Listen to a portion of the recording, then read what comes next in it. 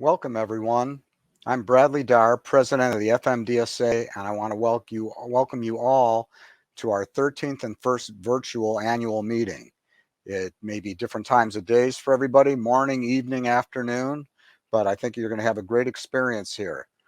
We've been in existence over 18 years, and the attendance at this meeting verifies that we've reached our goal and spread worldwide awareness. No doubt, a live meeting has its benefits, but a virtual meeting like this gives us the ability to share knowledge with over 800 registered guests from over 22 countries worldwide.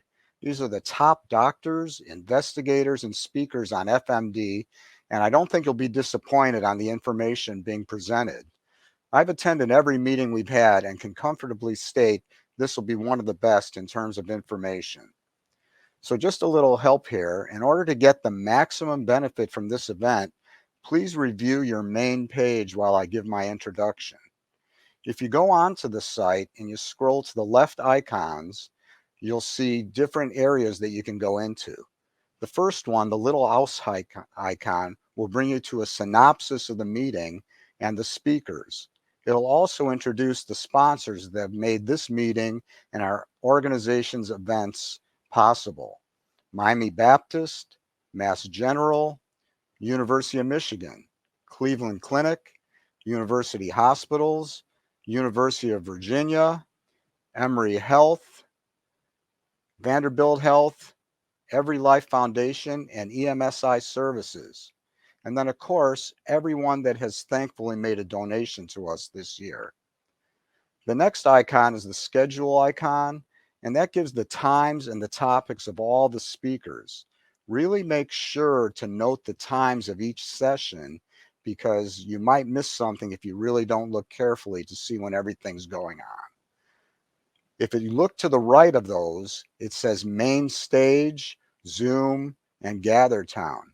Main Stage is for speakers that are giving a live presentation. Zoom is for a Zoom session, and Gather Town is where you can create a little icon of yourself and meet with people. The next icon down, the star, is the live session and a chat room where you can interact with everybody at the presentation. That's where you can give your comments and ask questions. And if you look below that, the microphone icon is a more in-depth description of all the sessions. The suitcase or expo icon lets you visit the websites of our sponsors. The resource icon gives you links to an unbelievable amount of FMD research and general information. Well, let's get started, and there's no one better to get the meeting going than someone that needs no introduction. If you have had FMD, you're a practitioner treating FMD patients, there's little doubt you have not heard of our Executive Director, Pam Mace. She's been the catalyst for our organization since its inception and the international leader in FMD awareness. Pam, I give you the floor. Hi, Brad. Thank you. You're welcome. Welcome, everyone. We're really excited to have you here today. This is our first virtual meeting, as Brad had stated, and it was a learning curve for me. But let's get started here. So I would like to, I'll back up there. There we go. So I'd like to explain to you a little bit about FMDSA and how we got to where we are today. And so before FMDSA, I was actually diagnosed. I had my event 21 years ago, but FMD was thought to be a renal disease primarily. It was not recognized even as a rare disease at that time. There was very little information that you could find on the disease. It was also not recognized as a cause of stroke or aneurysms. There was no patient organization, there were no specialty clinics, and there were no experts.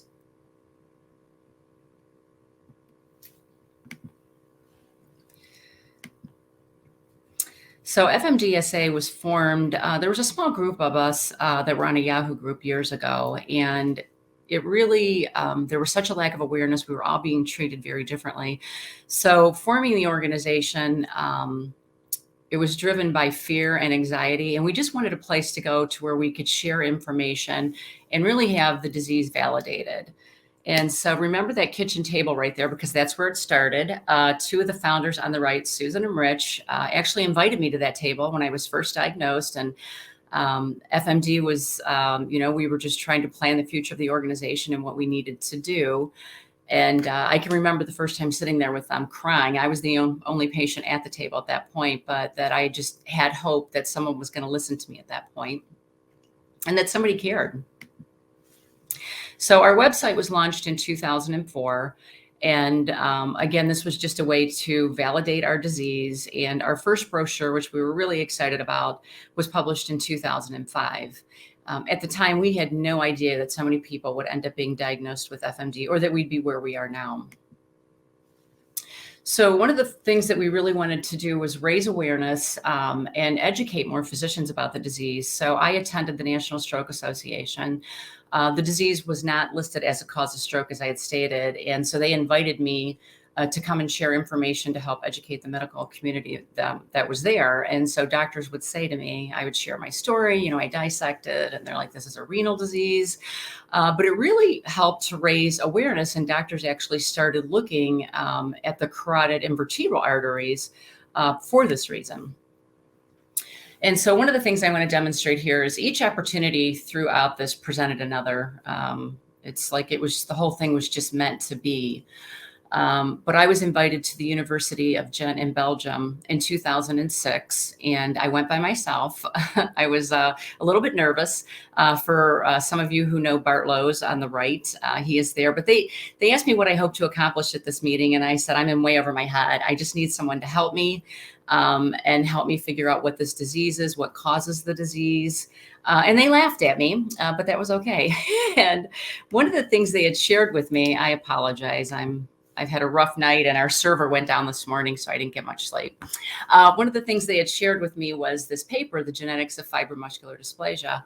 So when I returned from Belgium, I contacted two of the authors on the paper, Kenneth Kidd and Alan Rushton. And FMD was first diagnosed in 1938. So this was 2006 when I was in Belgium. And the email I got back was that, I know no more about that disease today than I did 30 years ago. And that was heartbreaking to me. And I asked about the paper that they'd written, and they said, no, they had none of the pathology or anything. And it was just devastating. Had someone at that point, it was 1979 when that paper was written, taken an interest in FMD, my event might have turned out very differently. And for those of you who don't know, I dissected both of my carotid arteries, my left vertebral. I have renal involvement. I ended up forming pseudoaneurysms, and I have two stents, one in each of my carotid arteries. And so again, each opportunity presented another, and these are just a couple of the covers of magazines. In 1 year, we made the cover of 5 different magazines. Lexi, the little girl right there, was diagnosed with FMD. And then Dr. Olin and I worked with Cath Lab Digest on this article. And then the following month, they said, we want to do another one. We want to feature the disease again. And so in 2006, as I had discussed, the National Stroke Association had invited me to exhibit. And when I asked about the disease being listed as a cause of stroke, I had gotten an email back that due to my persistence, and so I just think they wanted me to go away, and they listed FMD. And that got the attention of the American Stroke Association. And so we made the cover of this magazine, and the diagnosis rate took off. We saw more people contacting us. Our website hits went up, and we saw more patients being diagnosed with carotid and vertebral FMD. And so we knew, working with Dr. Olin, that we had to have a registry. We needed to be able to collect data to learn more about the disease. And so the organization, we did fundraising, and thanks to a lot of the people that are on this meeting today, we were able to fund the registry. It's funded solely by our patients, by our community, and we don't get any outside grants for this. So for years, the Aneurysm Foundation would not recognize FMD, and what they wanted was that data. And so when the first paper was published in 2012 that showed that a lot of our patients had aneurysms, within a week, we went up on their website as a cause of aneurysms.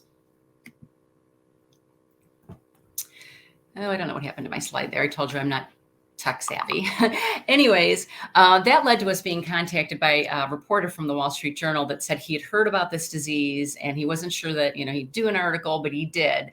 And he looked at a lot of different studies, and I'm sure others will talk about this later, but he estimated that millions of Americans may end up having FMD. And so everything that we did to raise awareness and education, again, presented another opportunity, and we saw an increase in patients getting diagnosed. So all of that awareness led to someone contacting me. It was a reporter, and she said, or a producer, that she had gotten my name from another organization and they'd like to film my story. And so they did. This was in 2009, and it ended up launching internationally in 2011. But after this aired, I had hundreds and hundreds of emails that I could not keep up. And it was from patients around the world that either had the disease, did not know there was an organization, or thought that they might have the disease. So all of those opportunities led to me being invited to speak at this vascular conference. And when I was done talking, I was presented with a check for $50,000. And at that point, we had very little money. We were all volunteers, and we had no idea how we were going to sustain this registry. And so it was really, it was a very special moment, but it saved the organization. And to me, it wasn't just about the money, but it was about the medical community standing behind us, that the doctors heard us and they were listening to us and they were helping us. And so I'm just going to quickly go through, I have about 8 more minutes, a bunch of slides, but that conference, the National Stroke Association conference that I attended, I actually met one of the researchers from Europe, and him and I started talking. He told me he'd written on FMD. And so anyways, through that introduction, I was able to introduce Dr. Olin to the group over in France and Belgium. And so this was our first meeting together, all of us, in 2011. And you're going to see how we just continued to grow from here. That led to the meeting at the Cleveland Clinic in 2014, hosted by Dr. Gornick and Jeff Olin. And then our awareness, our first meeting was in 2008. And I know I'm jumping around a little bit here, but I just want to show you how we built up on all of this. But our first meeting was in 2008, and it was very well attended. We worked with researchers to do saliva collection at that meeting, and that helped advance research, just getting data from that. We also help coordinate blood draws at the meetings. At our annual meeting every year, family members can also participate. So that's what that photo is. We do quality of life studies. And as you can see, going back to that magazine that was published, there's Dr. Pursue over a decade later in the United States carrying that magazine. So your stories really do matter and make a difference. This led to the Cleveland Clinic meeting in 2017. And 2018, Belgium. And I know that I'm missing some of the slides, and I think that some of the other speakers will show those later. But this was a patient meeting then in the Netherlands that happened for the patients. And then I also want to bring up Dr. Saul. She's not participating today, but then she's had several meetings, and she also does awareness activities and runs, and that's what that picture is of. And we all work together, and that's what's led to our success. So you'll see Catherine Lee on there from SCAD Alliance. And then this was our meeting in Poland, and I think we have some Polish patients here today. Actually, over 800 people registered for the meeting today from 22 different countries. And there's Dr. Gornick. She participates. We are partners with the Cleveland Marathon as an official charity. This gives us an opportunity to raise awareness and raise funds. And this is one of our physicians. I think she's practicing in Ireland now, but I think she trained under Dr. Gornick, if I remember that correctly. And just some of our other awareness activities. In this event right here, this Give Rare event, they did it 1 year, and FMDSA won. We participated in this. It was a 24-hour event, and we raised over $60,000. This is our circle of friends. You'll hear a little bit more about later, but I would like to thank everybody who donates and participates in this. But this is people that donate $5,000. This is annually, and that money goes to help fund the registry. Other things that we do to raise awareness, we have an awareness month, and this has happened in different states throughout the United States. We have a group of international volunteers. I think most of you are aware of that because there are so many more organizations now than just the FMDSA. We have a patient toolbox with lots of resources, and these other organizations do as well, and I'll show those in just a minute. But on this note right here, I'd like everybody to take a look at our website today, and I'd like to thank Rochelle, and I would like to also thank Rochelle's whole family because this has been months in the planning, and I know it's taken a lot of time away from her husband, her son, her father. So I thank all of you for sharing Rochelle with us, just so that we could accomplish this and get it done. So there's lots of really cool stuff on there if you guys would like to take a look at that a little bit later today. And again, this is about working together. Caitlin's on there internationally. We've just become great friends and advocate for each other. And I see I'm getting a warning here. So I'm quickly going to go through this. This is the Australian organization that is no longer, but it was the first organization after FMDSA. We'd like to thank our friends in Belgium and the Netherlands and Ireland, SCAD Alliance, SCAD Research. We are so thrilled that you're all here. We have a lot to learn, and I left this slide. The second note there is that there's a need for more research and greater collaboration around the world. And I always use this slide, and I think that you're going to see today that that has happened. And it's amazing what we've accomplished. And I just want to point out that approximately 50% of rare diseases do not have a foundation. I think FMDSA has demonstrated how important patient organizations are and what we can accomplish, but we need you to do that. And so this is about all of you, the faces of FMD. Thank you. I appreciate you all being here today, and get involved. We need you. And that's the end of my presentation. So thank you very much for being here. And I'd also like to thank Caitlin from Belgium and Dr. Pursue for organizing the international part of this meeting. We've got speakers, or like I said, we've got patients from 22 different countries here. So thank you for being here.